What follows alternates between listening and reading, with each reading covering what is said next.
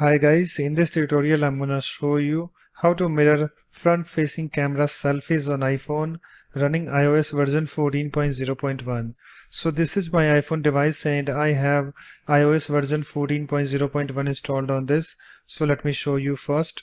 So let me open my settings app and then let me tap on this general and then let me tap on this about.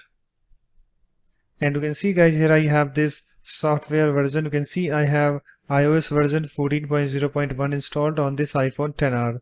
So let me go back. Let me close the settings app.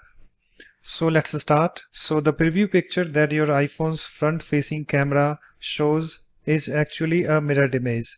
Now when the photo is taken, it is saved as non-mirrored version on your iPhone.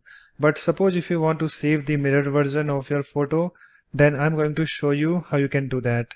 And also guys, let me tell you that currently it only supports iPhone XR, iPhone XS, iPhone XS Max and later version of iPhones. Maybe in future Apple would, roll out this feature to other versions of iPhones. So let me show you how you can do that. So what you need to do, you have to open your settings app. So here is my settings app. Let me tap on this to open it. You can see guys, it's opened. And after that you have to scroll down to camera. So let me go over there.